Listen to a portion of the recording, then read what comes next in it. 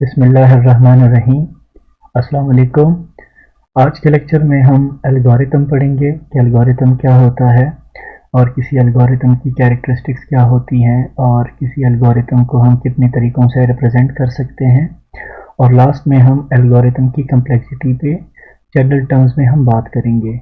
और इंशाल्लाह next lecture में हम डिटेल में एल्गोरिथम की कम्प्लेक्सिटी को हम डिस्कस करेंगे। एल्गोरिथम प्रोग्रामिंग फंडामेंटल में या होपफुली आईसीटी और कंप्यूटर फंडामेंटल में एल्गोरिथम के बारे में आप लोगों ने पढ़ा होगा। Algorithm is a step by step procedure for solving और carrying out some useful task. Algorithm का टर्म मैथमेटिक्स और कंप्यूटर साइंस दोनों फील्ड्स में यूज़ होता है, क्योंकि दोनों फील्ड्स में यूज़र के पास एक प्रॉब्लम या एक क्वेश्चन होता है और अल्टीमेटली यूज़र ने उस प्रॉब्लम या उस क्वेश्चन को सॉल्व करना होता है। अब देखें, जब भी आप कोई टास्क परफॉर्म करते हो तो वो टास्क यूजुअली वन गो में या एक स्टेप में परफॉर्म नहीं होता।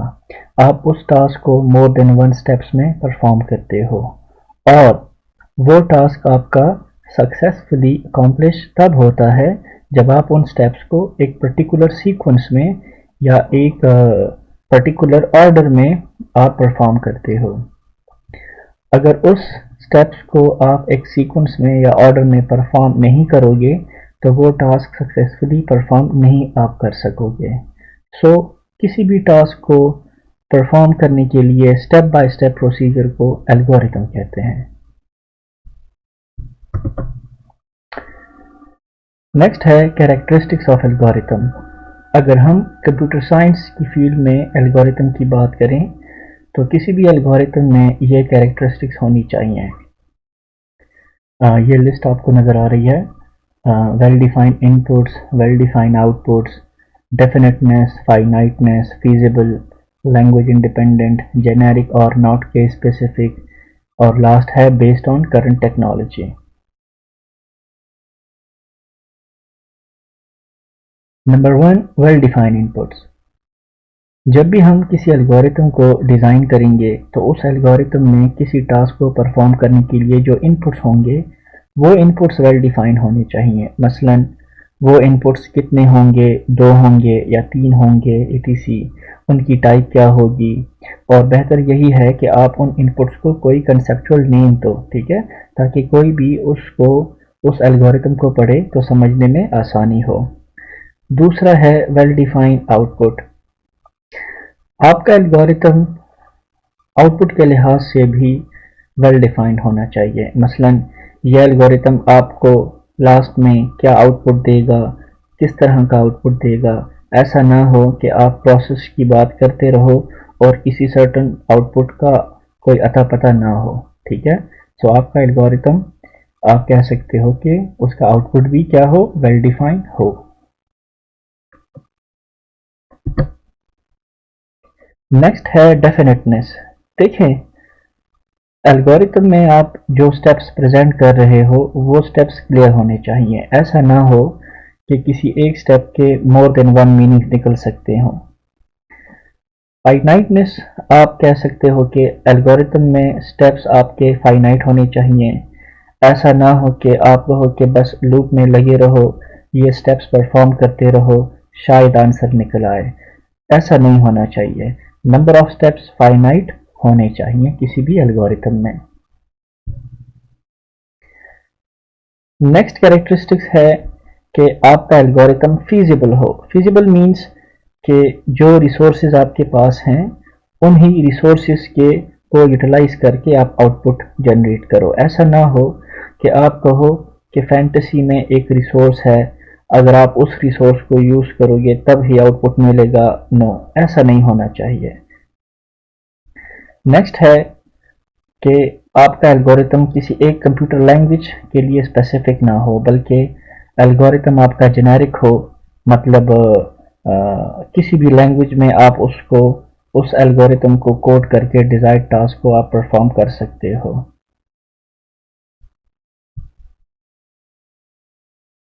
नेक्स्ट प्रॉपर्टी है जेनेरिक। जैसा मैंने प्रीवियस स्लाइड्स में कहा कि आपका एल्गोरिथम किसी पर्टिकुलर प्लेटफॉर्म पर डिपेंडेंट ना हो बल्कि जेनेरिक हो। आपके एल्गोरिथम में स्टेप्स जनरल टर्म्स में इलस्ट्रेटेड होने चाहिए। और दूसरी बात, जैसा मैंने फिजिबिलिटी में कहा कि आपका एल्गोरिथम करंट रिसोर्सेज पर बेस्ड हो। आपके एल्गोरिथम में किसी ऐसी टूल या टेक्नोलॉजी का जिक्र नहीं हो जो एग्जिस्ट ना करती हो। ये आपके पास एक टिपिकल एग्जांपल है एल्गोरिथम की। फॉर एग्जांपल, आप 3 नंबर्स को ऐड करने के लिए आप एक प्रोसीजर इलस्ट्रेट कर रहे हो, ठीक है, जो उन 3 नंबर्स का आपको सम जनरेट करता हो, ठीक है। तो आपका एल्गोरिथम स्टार्ट होता है। सबसे पहले आप कहते हो कि 3 इंटीजर वेरिएबल्स आप डिक्लेयर करो, num1 num2 num3। ये उनके कंसेप्चुअल नेम्स हो गए, ये उनकी क्वांटिटी हो गई, ये उसकी टाइप हो गई, ठीक है।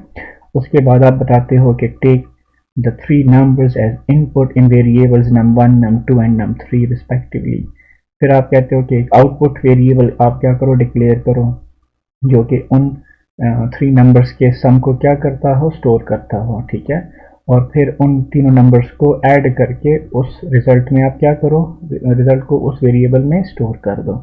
और लास्ट में आप वेरिएबल के जो सम वेरिएबल है, जो वैल्यू उसमें आई है, उसको प्रिंट कर दो और आपका एल्गोरिथम एंड हो गया।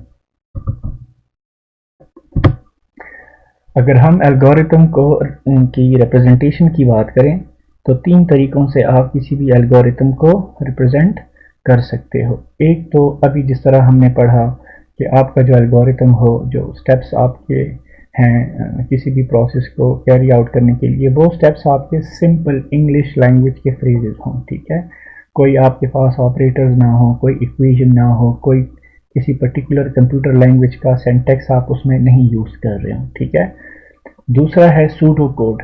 सूडो कोड को आप कह सकते हो कि ये एक सेमी फॉर्मल वे है, या आप कह सकते हो कि इसमें आप ऑपरेटर्स यूज़ कर सकते हो, इक्वेशंस यूज़ कर सकते हो, जो आपके पास स्टैंडर्ड सिंटैक्स है, जो आप कह सकते हो, जो कीवर्ड्स हैं किसी भी पर्टिकुलर लैंग्वेज के आप यूज़ कर सकते हो। फॉर एग्जांपल, इनपुट है, आउटपुट है, डिस्प्ले है, प्रिंट है, इस तरह के वर्ड्स अगर आप यूज़ करते हो किसी भी एल्गोरिथम में, तो वो आप कह सकते हो कि सूडो कोड आप उसको कह सकते हो। तीसरा है ग्राफिकल या पिक्टोरियल रिप्रेजेंटेशन। फ्लो चार्ट, आपने ये वर्ड होपफुली सुना होगा प्रोग्रामिंग फंडामेंटल में, ठीक है, कि आपने पढ़ा होगा कि जो आपके पास डिफरेंट स्टेप्स होते हैं, इंस्ट्रक्शंस होती हैं, उनको आप ग्राफिकली भी रिप्रेजेंट कर सकते हो। यहाँ पे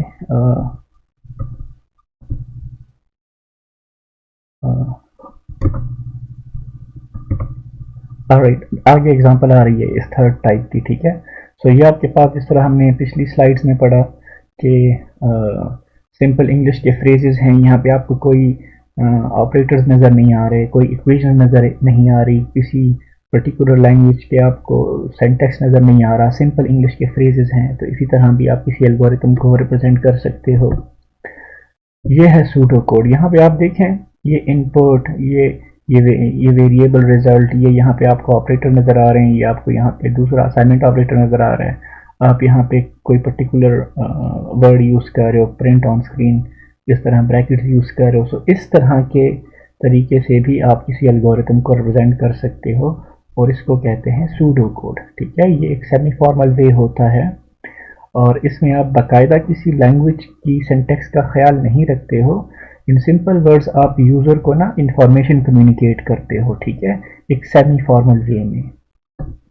तीसरा है, ये आप ग्राफिकल या सिंबॉलिक प्रेजेंटेशन आप कह सकते हो, कि हर जो इंस्ट्रक्शन होता है, जो हर स्टेप होता है, उसको आप किसी पर्टिकुलर सिंबल से रिप्रेजेंट कर सकते हो, ठीक है। जिस तरह हमने यहाँ पे कहा था कि इनपुट और आउटपुट के लिए हम ये वाला शेप यूज़ करते हैं, प्रोसेस के लिए ये रेक्टेंगल यूज़ करते हैं, डिसीजन मेकिंग के लिए ये डायमंड शेप यूज़ करते हैं, ठीक है। तो अगर आप इन शेप्स को यूज़ करते हो और इन शेप्स को कनेक्ट करके एक पर्टिकुलर पिक्टोरियल या आप कह सकते हो कि ग्राफिकल आप व्यू जनरेट करते हो, सो उसको भी आप कह सकते हो कि ये एक किसी एल्गोरिथम को आप इस तरीके से रिप्रेजेंट कर सकते हो। फॉर एग्जांपल, आप कहते हो कि स्टार्ट एक पर्टिकुलर शेप से आप रिप्रेजेंट कर रहे हो, ये आप इनपुट को रीड कर रहे हो, ठीक है, ये दूसरे इनपुट को रीड कर रहे हो, देखो दोनों की सिंबल्स क्या हैं, सेम है, ठीक है, इनपुट है ये। यहाँ पे आप कोई ऑपरेशन परफॉर्म कर रहे हो, ठीक है, प्रोसेस कर रहे हो, प्रोसेसिंग चल रही है, 2 नंबर्स ऐड हो रहे हैं, यहाँ पे अगेन प्रोसेसिंग चल रही है, वो सम आपको प्रिंट हो रहा है, ठीक है, और लास्ट में आपका एंड, ठीक है। तो इस तरह से भी आप किसी एल्गोरिथम को रिप्रेजेंट कर सकते हो। Algorithm complexity. देखें, जब भी हम किसी टास्क को परफॉर्म करने के लिए कोई एल्गोरिथम लिखते हैं, तो इसका मतलब ये नहीं है कि बस यही एक ही तरीका है इस टास्क को परफॉर्म करने का। दूसरे वेज भी हो सकते हैं उसी टास्क को, सेम टास्क को परफॉर्म करने के लिए, ठीक है। सो हम कैसे एनालाइज करेंगे कि कौन सा एल्गोरिथम बेस्ट है, कौन सा एल्गोरिथम बेस्ट नहीं है, कौन सा कॉम्प्लेक्स है, कौन सा कॉम्प्लेक्स नहीं है, कौन सा एल्गोरिथम ज़्यादा रिसोर्सेज यूज़ कर रहा है, कौन सा ज़्यादा रिसोर्सेज यूज़ नहीं कर रहा। सो सिंपल सी बात है, जो एल्गोरिथम ज़्यादा रिसोर्सेज यूज़ कर रहा है वो कॉम्प्लेक्स है, और जो कम रिसोर्सेज यूज़ कर रहा है वो कम कॉम्प्लेक्स है, ठीक है। अब रिसोर्सेज की हम अगर बात करें तो दो आपके पास मेन रिसोर्सेज हैं, दो हमारे मेन कंस्ट्रेंट्स होते हैं एक्चुअली। नंबर 1 स्पेस और नंबर 2 टाइम। स्पेस की अगर हम बात करें तो इसका मतलब है कि कोई एल्गोरिथम कितनी मेमोरी यूज़ कर रहा है। जैसा कि मैंने लास्ट लेक्चर में कई दफ़ा कहा कि मेमोरी हमारा प्रेशियस रिसोर्स होता है, क्योंकि मेमोरी हमारे पास सिस्टम में लिमिटेड होती है और ये आपके पास प्रोसेसिंग में इन्वॉल्व होती है। सो हम इस मेमोरी को एफिशिएंटली यूज़ करना चाहते हैं, ठीक है। सो किसी भी एल्गोरिथम को इवैल्यूएट हम इन टर्म्स ऑफ मेमोरी भी करते हैं।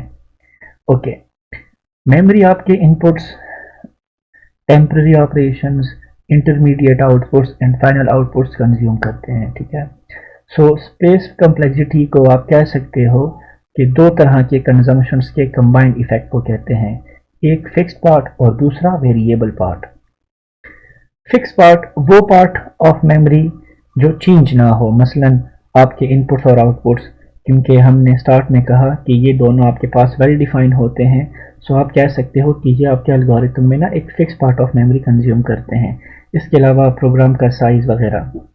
वेरिएबल पार्ट जो होता है मेमोरी का, आप कह सकते हो कि जो चेंज हो सकता हो during the program execution. For example, आप टेम्पररी वेरिएबल्स बनाते हो, ठीक है। फॉर एग्जांपल, आप डायनेमिक मेमोरी एलोकेशन करते हो, वो लास्ट लेक्चर्स में आप रिकॉल करो, वो जो हमने हीप मेमोरी में मेमोरीज एलोकेट किए थे और वहाँ पे हमने अपना डेटा स्टोर किया था, ठीक है। सो ये वाला जो है ये आपका वेरिएबल पार्ट है, ठीक है।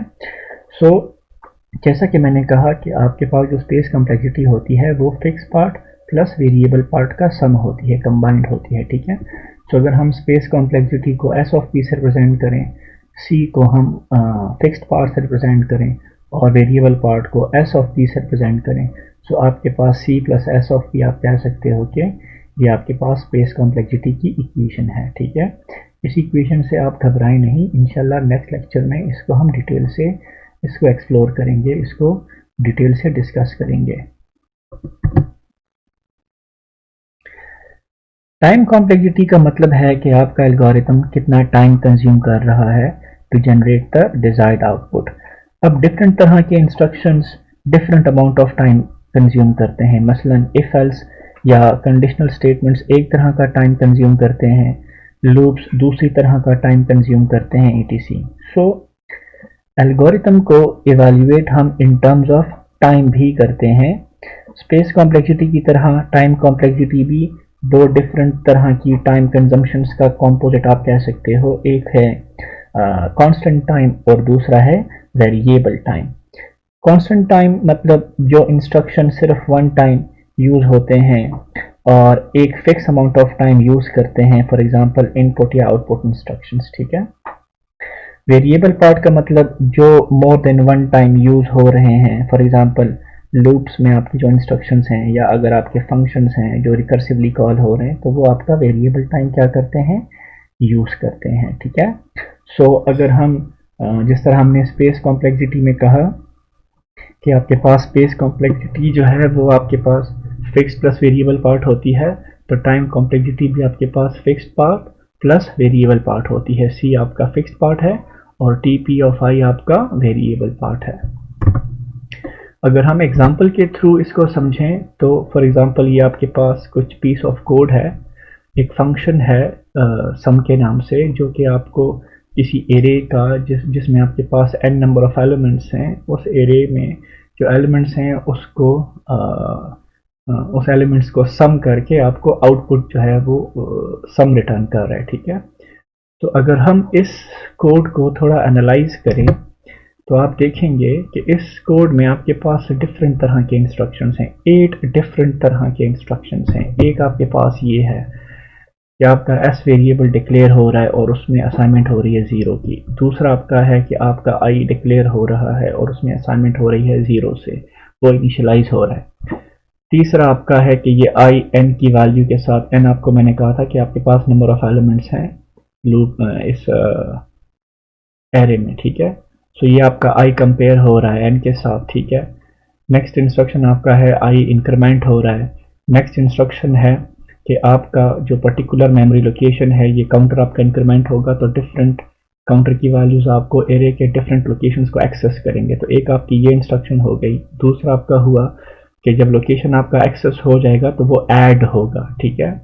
तीसरा आपका है असाइनमेंट कि पर्टिकुलर मेमोरी लोकेशन की वैल्यू एक्सेस हुई, फिर वो ऐड हुई, तो फिर वो नेक्स्ट क्या होगी, असाइन होगी किस चीज़ को, एस को, और लास्ट में आपका सम क्या होगा, रिटर्न होगा। तो ये टोटल आपके पास 8 इंस्ट्रक्शंस हैं, ठीक है।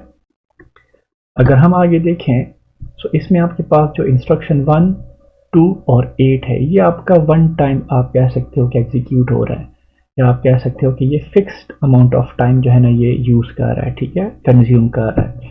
फॉर एग्जांपल ये यहाँ पे एस डिक्लेयर हो गया, इसमें 0 स्टोर हो गई। अब इस पूरे कोड में ये इंस्ट्रक्शन कभी भी आप कह सकते हो कि यूज़ नहीं होगा, इस एस में कभी दोबारा 0 नहीं आएगा, राइट, इस पर्टिकुलर इंस्ट्रक्शन की वजह से, राइट। किसी और वजह से 0 आ सकता है, ठीक है, लेकिन इस पर्टिकुलर इंस्ट्रक्शन की वजह से 0 नहीं आ सकता। दूसरा है ये वाला i इक्वल्स टू 0, जब आपका एक दफ़ा काउंटर डिक्लेयर हो जाएगा और ये 0 से इनिशियलाइज हो जाएगा तो दोबारा इसमें ये i इज इक्वल टू 0 कभी नहीं होगा। तो this is just one time आप कह सकते हो कि फिक्स अमाउंट ऑफ टाइम ये कंज्यूम कर रहा है। और लास्ट में है ये 8, ठीक है। सो एक ही दफ़ा ये रिटर्न स्टेटमेंट चलेगी, ऐसा नहीं है कि जब लूप आपका चलेगा तो हर दफ़ा आपका एस रिटर्न होगा, नो, ऐसा नहीं है, राइट। ऑलराइट, जो इंस्ट्रक्शन 3, 4, 5, 6, 7 है, ये 3 देखें, यहाँ पे आपका आई कंपेयर हो रहा है एन के साथ। अब एन आपके पास डिफरेंट एलिमेंट, अब एन आपके पास फॉर एग्जांपल मैं कहता हूँ कि 5 एलिमेंट्स का एरे है, तो ये इंस्ट्रक्शन 5 टाइम्स चलेगी, ठीक है। ये आपके पास फिर मोर देन वन टाइम आप कह सकते हो, depending upon the value of n आपका इंक्रीमेंट होगा, ठीक है। जो 5 है, ठीक है, ये असाइनमेंट भी आपके पास मल्टीपल टाइम्स होगी, डिपेंड करता है लूप की साइज पे, एन की वैल्यू पे, ठीक है। जितना आपके पास एरे में मेमोरी लोकेशंस हैं तो उतने ही memory locations multiple time access होंगे, और उसी तरह मल्टीपल टाइम्स ऐड भी होंगे, और सिमिलरली मल्टीपल टाइम्स ये असाइनमेंट भी होंगी। सो जो 1 to 8 हैं ये आपके पास वन टाइम यूज़ हो रहे हैं, और 3, 4, 5, 6, 7 आपके पास क्या है, ये मल्टीपल टाइम्स आप कह सकते हो कि जितने आपके पास लूप का साइज है, ठीक है। सो जिस तरह हमने कहा टाइम कॉम्प्लेक्सिटी में कि आपका फिक्स्ड पार्ट और जो वेरिएबल पार्ट होता है, उन दोनों को जब हम ऐड करते हैं तो इस फंक्शन को आप कह सकते हो, फॉर एग्जांपल इसको मैं कह सकता हूँ कि ये आपके पास टाइम कॉम्प्लेक्सिटी का एक फंक्शन है, फंक्शन ऑफ n, ठीक है। So f of n is equal to 5n plus 3। अब जितना आपके पास n की वैल्यू होगी तो उतनी ही आप कह सकते हो कि इस फंक्शन की टाइम कॉम्प्लेक्सिटी होगी, ठीक है। n का साइज इंक्रीज होगा तो कॉम्प्लेक्सिटी इंक्रीज होगी, n का साइज डिक्रीज होगा तो कॉम्प्लेक्सिटी डिक्रीज होगी, और ये वाला जो पार्ट है ये कांस्टेंट है, ठीक है। सो आई होप आप लोगों को एल्गोरिथम क्या है, एल्गोरिथम को रिप्रेजेंट कैसे करते हैं, एल्गोरिथम को की कैरेक्टरिस्टिक्स कैसे होती हैं, अगर आप किसी पर्टिकुलर टास्क को परफॉर्म करने के लिए कोई एल्गोरिथम डिज़ाइन कर रहे हो तो उसमें आप कौन सी कैरेक्टरिस्टिक्स का आप ख्याल रखोगे। और लास्ट में हमने देखा कि किसी एल्गोरिथम को हम इवैल्यूएट कैसे करते हैं, किसी एल्गोरिथम की कॉम्प्लेक्सिटी को हमने देखा जनरल टर्म्स में कि कैसे फाइंड करते हैं, स्पेस कॉम्प्लेक्सिटी क्या होती है और टाइम कॉम्प्लेक्सिटी क्या होती है।